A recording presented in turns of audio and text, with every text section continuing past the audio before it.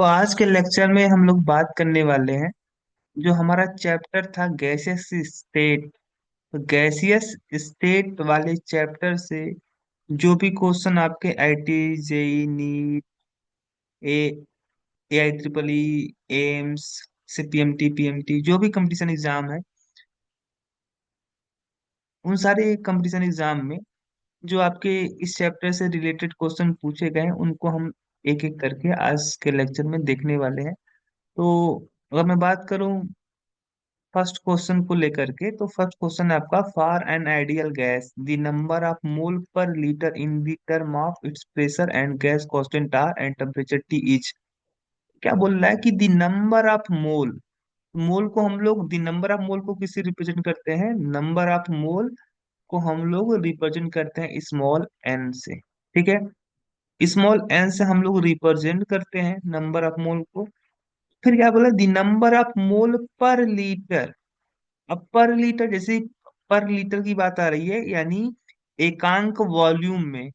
अब जैसे ही पर लीटर है तो जो लीटर वाला टर्म है, यानी लीटर तो आपका यूनिट होता है वॉल्यूम का। तो जब पर इसके सामने लग गया है तो इसका मतलब हुआ कि हम यहाँ पे क्या करेंगे, नंबर ऑफ मोल को हम डिवाइड करेंगे वॉल्यूम से, तब ये जो टर्म होगा, ये टर्म हो जाएगा number of mole per litre volume, है ना। क्योंकि आइडियल गैस की बात कर रहा है तो आइडियल गैस के लिए हमें पता है equation P equal to N R T.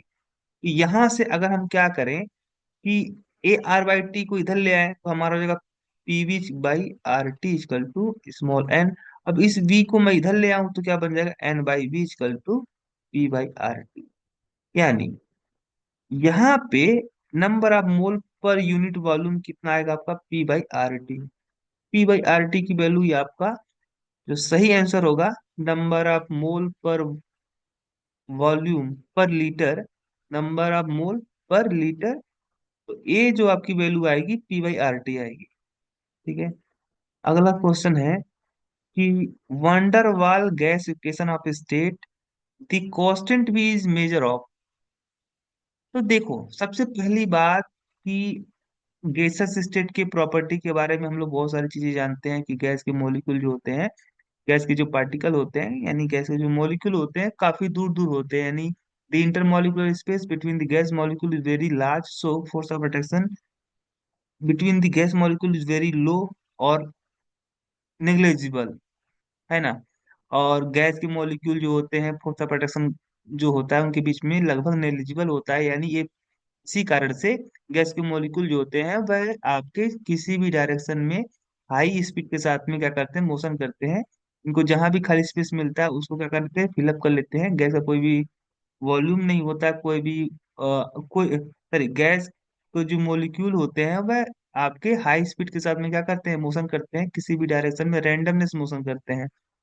और इनको जहां भी खाली स्पेस मिलता है उसको क्या कर लेते हैं, फिलअप कर लेते हैं। गैस का कोई डिफिनिट शेप नहीं होता, न तो डिफिनिट वॉल्यूम होता है ना। ये जिस भी कंटेनर में रखे जाते हैं उनका वॉल्यूम ये क्या कर लेते हैं, एक्वायर कर लेते हैं, उनका शेप क्या कर लेते हैं, एक्वायर कर लेते हैं। तो ये सारी प्रॉपर्टी हम गैस के बारे में ऑलरेडी जानते हैं। इस गैस को लेकर के एक थ्योरी आई थी, काइनेटिक गैस थ्योरी।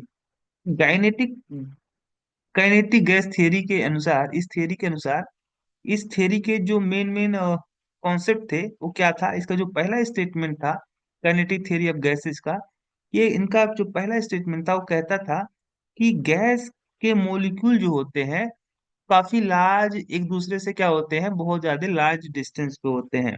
तो गैस के मोल यानी इंटरमोलिकुलर जो स्पेस होता है between the gas molecule is very large, so force of attraction, gas के मॉलिक्यूल के बीच में जो फोर्स ऑफ अट्रैक्शन लगता है वह नेग्लेजिबल होता है। क्या होता है, नेग्लेजिबल होता है। यानी गैस के मॉलिक्यूल न तो एक दूसरे के साथ में अट्रैक्ट करते हैं, न तो रिपेल करते हैं। ठीक है, यानी फोर्स ऑफ अट्रैक्शन जो होता है वह नेग्लेजिबल होता है, जीरो होता है, ऐसा मानना था काइनेटिक थ्योरी ऑफ गैसेस का। दूसरा जो स्टेटमेंट था वो कहता था कि गैस के मॉलिक्यूल का खुद का जो वॉल्यूम है, यानी the volume of gas molecule, the volume of gas molecule is negligible. क्या है, नेग्लेजिबल है in compare to volume of container. जिस कंटेनर में आपका गैस रखा गया है उस कंटेनर के वॉल्यूम की तुलना में गैस के मॉलिक्यूल का जो वॉल्यूम होता है वह क्या होता है, नेग्लेजिबल होता है। यानी पूरे कंटेनर के वॉल्यूम से तुलना करोगे गैस के मॉलिक्यूल का वॉल्यूम, तो वो क्या होगा, नेग्लिजिबल होगा। ये दोनों statement kinetic theory of gases का था।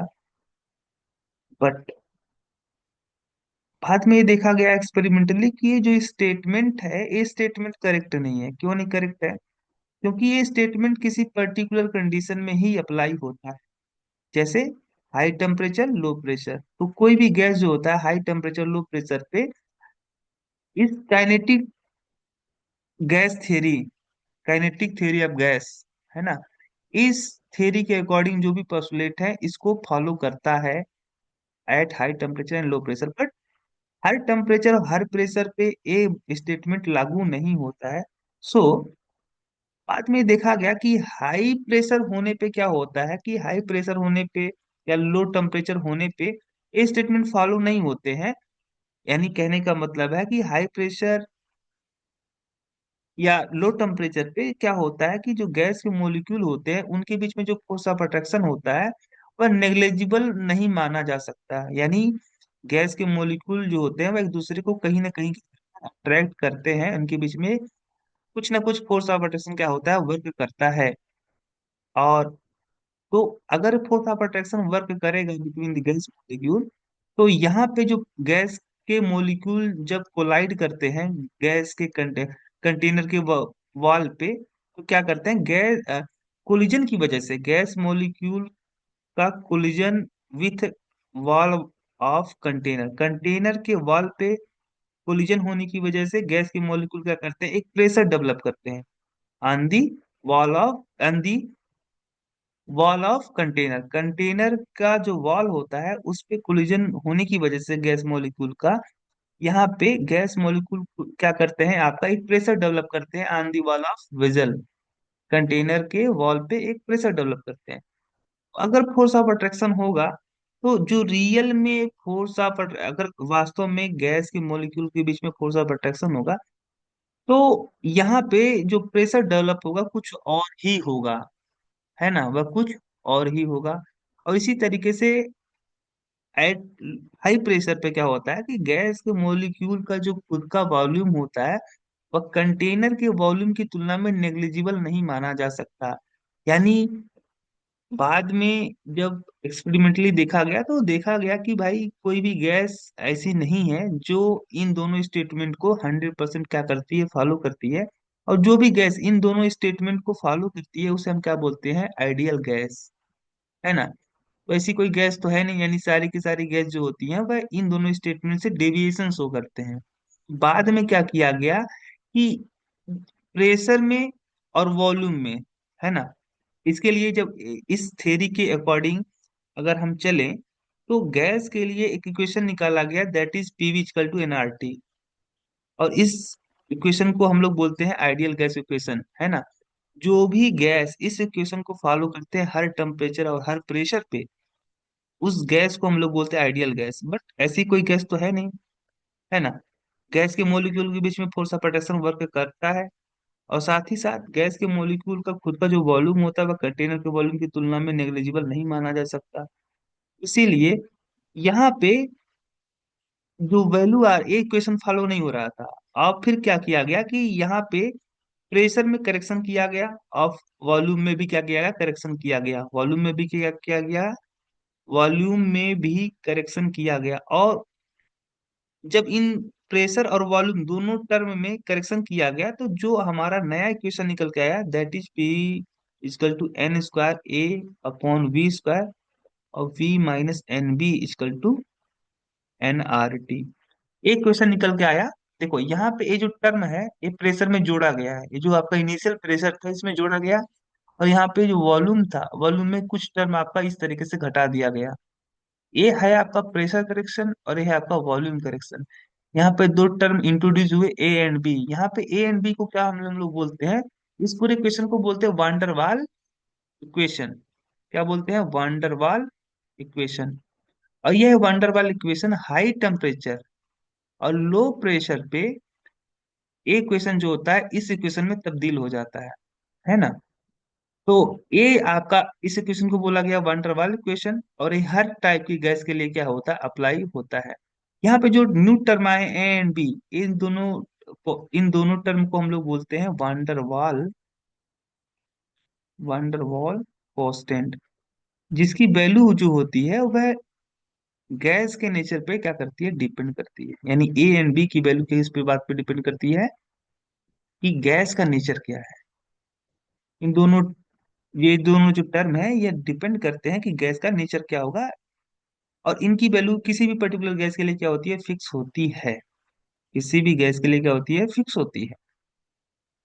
अच्छा, यहाँ पे जो बोल रहा था कि बी, कांस्टेंट बी, तो ये वाला जो बी है ना, ये बी क्या बताता है, तो ये बी बताता है, क्या बताता है, ये बी बताता है कि गैस का जो मोलिक्यूल है वह उसका वॉल्यूम कितना है। यहाँ पे volume occupied by the molecule, molecule जो होते हैं गैस के वो कितना वॉल्यूम ऑक्युपाई करेंगे, इसको बताता है कौन टर्म, बी वाला। सही आंसर होगा सी, दूसरे का सी। अगला क्वेश्चन है आपका, क्वेश्चन नंबर 3, कि आपका which of the following statement is not true about the effect of an increase in temperature on the distribution of the molecular speed of gas. कौन सा स्टेटमेंट जो है आपका सही नहीं है, किस चीज को लेकर के भाई, तो कौन सा स्टेटमेंट आपका करेक्ट नहीं होगा, कौन सा स्टेटमेंट आपका सही नहीं है। नॉट ट्रू, एक टर्म आप याद रखना, not true about the effect of an increase in temperature on the distribution of molecular speed. अगर मैं बात करूं, मैक्सवेल, मैक्सवेल, ठीक है, मैक्सवेल, बोल्ट्जमैन, बोल्ट्जमैन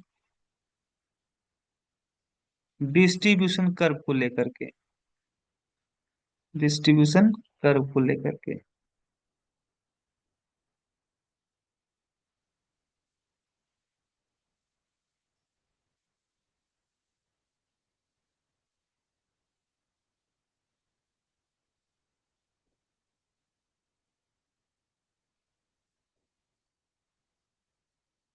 1859 में, 1859 में एक फिजिसिस्ट थे, है ना, एक कौन था, फिजिसिस्ट थे, उनका नाम क्या था, उनका नाम था जेम्स क्लर्क मैक्सवेल। इन्होंने क्या किया था, on the basis of probability, probability के आधार पे, किस आधार पे, on the basis of law of probability, तो लॉ ऑफ प्रोबेबिलिटी के आधार पे इन्होंने क्या किया था, एक गैस, क्या किया था, एक कर्व, रिपर एक कर्व दिया था, क्या दिया था, कर्व। यानी मैक्सवेल डिस्ट्रीब्यूशन जो कर्व है वो क्या है, तो मैक्सवेल बोल्ट्जमैन डिस्ट्रीब्यूशन जो कर्व है, this is a graphical representation. Maxwell Boltzmann distribution curve is a graphical representation, किस चीज को लेकर के, क्या रिप्रेजेंट करता है, तो ये जो कर्व होता है ये रिप्रेजेंट करता है, इस कर्व में हम लोग क्या करते हैं कि जो गैस के मोलिक्यूल होते हैं, है ना, तो देखो कोई भी अगर गैस है ना, तो गैस में जितने भी मॉलिक्यूल होते हैं वो सारे के सारे मॉलिक्यूल एक ही स्पीड के साथ में मूव नहीं करते। यानी सारे के सारे मॉलिक्यूल का जो स्पीड होता है वह किसी पर्टिकुलर टेम्परेचर पे सेम नहीं होता है, अदर अदर मॉलिक्यूल का अदर अदर स्पीड होता है। तो अगर मैं बात करूं, तो यहाँ पे मैक्सवेल जो बोल्ट्जमैन डिस्ट्रीब्यूशन कर्व है एक ग्राफिकल रिप्रेजेंटेशन है ना, क्या है, ग्राफिकल रिप्रेजेंटेशन है, किसका, of molecular speed, of molecular speed in gas sample, in gas sample at a given temperature. तो Maxwell Boltzmann distribution curve is a graphical representation of the molecular speed of a gas sample, किसी भी gas sample के लिए speed को लेकर के एक curve बताता है। तो इस कर्व में हम लोग क्या करते हैं, एक्स एक्सिस पे वेलोसिटी को रिप्रेजेंट करते हैं, और वाई एक्सिस पे हम लोग फ्रैक्शन को रिप्रेजेंट करते हैं। किसको रिप्रेजेंट करते हैं, फ्रैक्शन के लिए रिप्रेजेंट करते हैं। किसी भी अगर आप बात करते हो, देखो अगर आपकी बात करते हो,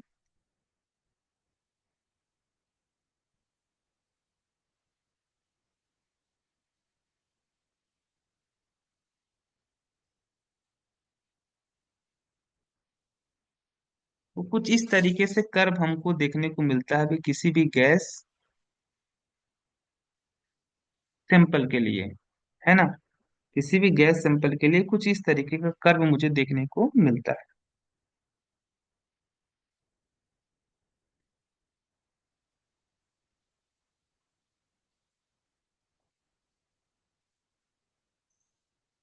इस तरीके से देखने को मिलता है। तो मैं क्या बता रहा था कि यहाँ पे जो कर्व है, जो मैक्सवेल के द्वारा दिया गया था, इस कर्व की खास बात क्या है। ये किसी गैस के लिए है, किसी पर्टिकुलर टेम्परेचर पे।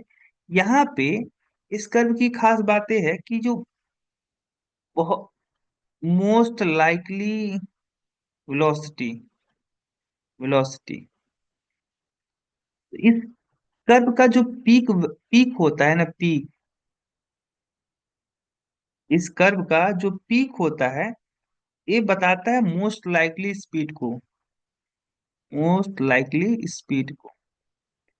यानी कोई भी गैस होगा तो गैस के, हमने पहले बता दिया कि गैस के जो मॉलिक्यूल होंगे वो किसी पर्टिकुलर टेम्परेचर पे सारे के सारे गैस मॉलिक्यूल एक ही स्पीड के साथ में मूव नहीं करेंगे। यानी सारे गैस मॉलिक्यूल का जो स्पीड होगा वो सेम नहीं होगा, अलग अलग मॉलिक्यूल का स्पीड अलग अलग होगा।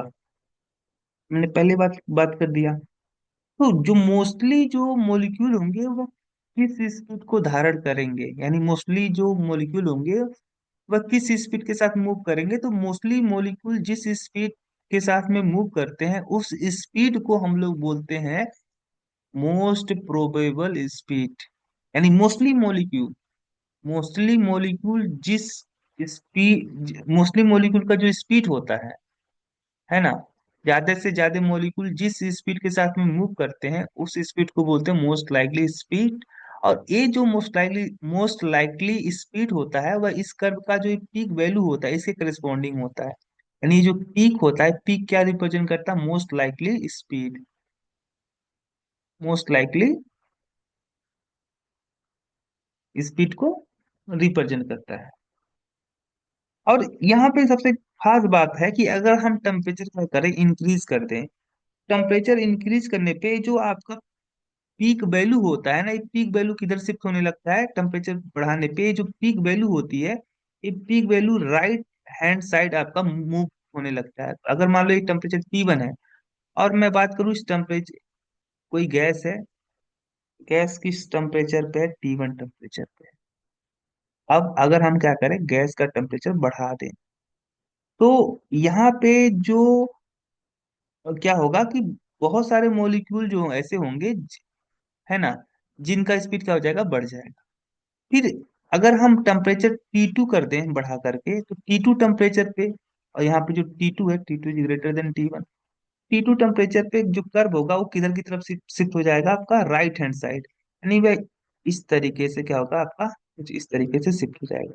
और टेम्परेचर बढ़ा देंगे, कुछ इस तरीके से शिफ्ट हो जाएगा, है ना। तो टेम्परेचर बढ़ाने पे क्या होता है, जो कर्व की पीक वैल्यू होती है एक इधर की तरफ शिफ्ट हो जाती है, राइट हैंड साइड शिफ्ट हो जाती है। और इसके साथ ही साथ क्या देखने को मिलता है, इसके साथ ही साथ देखने को मिलेगा कि area under the curve, area under the curve, इस ये जो आपका एक कर्व है, इस कर्व के अंडर में जो आपका एरिया आ रहा है, या एरिया किसको रिप्रेजेंट करता है, नंबर ऑफ मोलिक्यूल, किसको बताता है, नंबर ऑफ मोलिक्यूल। तो टेम्परेचर बढ़ाने या घटाने पे ये जो एरिया होता है वो आपका फिक्स होता है, एक टेम्परेचर पे डिपेंड नहीं करता, है ना। ये जो एरिया होता है वह डिपेंड नहीं करता किस बात पे, टेम्परेचर पे। आप एक एक करके पढ़िए। The most probable speed increases. हाँ, जो मोस्ट प्रोबेबल स्पीड होता है, जो प्रोबेबल मोस्ट प्रोबेबल स्पीड होता है, यानी टेम्परेचर बढ़ाने पे क्या होगा कि जो मोस्टली मॉलिक्यूल का जो स्पीड होगा वो बढ़ जाएगा। ठीक है, मोस्टली जो मॉलिक्यूल का स्पीड होगा क्या हो जाएगा, बढ़ जाएगा। तो ए तो आपका ट्रू है, ए स्टेटमेंट क्या है, ट्रू है। अगला है fraction of molecule with most probable speed increases. तीसरा है डिस्ट्रीब्यूशन बिकम ब्रॉडर। हाँ, टेम्परेचर बढ़ाने पे क्या होगा, आपको यहाँ पे देख रहे हो कि टेम्परेचर जैसे हम बढ़ा रहे हैं तो ये जो एरिया है ना ये ज्यादा ब्रॉड हो जा रहा है। पहले क्या था, ये आपका शॉर्ट था, अब क्या होने लगा, ब्रॉड होने लगा ये एरिया। सॉरी, ये कर्व क्या होने लगा, ब्रॉड होने लगा। यानी ये स्टेटमेंट तो ट्रू है, ये स्टेटमेंट क्या ट्रू है। हाँ, कह रहा कि fraction of molecule with most probable speed increases. अगला है area under the distribution curve remain same as the under the low temperature.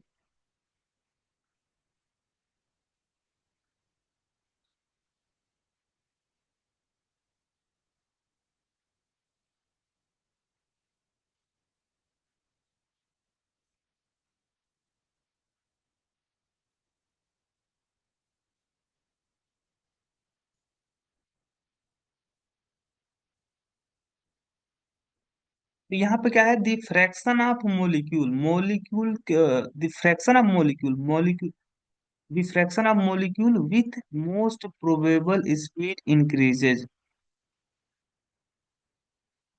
Fraction of molecule increase कर जाता है मोस्ट प्रोबेबल स्पीड के साथ में। यहाँ पे अगर आप देखोगे तो ये जो फ्रैक्शन है, देखो ना यहाँ पे, यहाँ पे जब लो टेम्परेचर था तो फ्रैक्शन ऑफ मॉलिक्यूल क्या थे, ज्यादा थे। अब यहाँ पे जैसे टेम्परेचर आपका क्या हुआ, यहाँ पे जैसे ही टेम्परेचर आपका हाई हुआ, तो टेम्परेचर हाई होने पे क्या हुआ कि fraction of molecule with most probable speed क्या हो गया, आपका कम हो गया। तो ये स्टेटमेंट जो है आपका गलत है। क्या है, गलत है। और क्या है, एरिया अंडर द डिस्ट्रीब्यूशन का remain the same as the under at low temperature. मैंने बताया कि जो एरिया होता है वह टेम्परेचर पे डिपेंड नहीं करता। तो ये स्टेटमेंट तो आपका ट्रू है। तो सही आंसर कौन सा होगा आपका, सही आंसर होगा बी वाला। तीसरे का कौन सा ऑप्शन होगा, बी।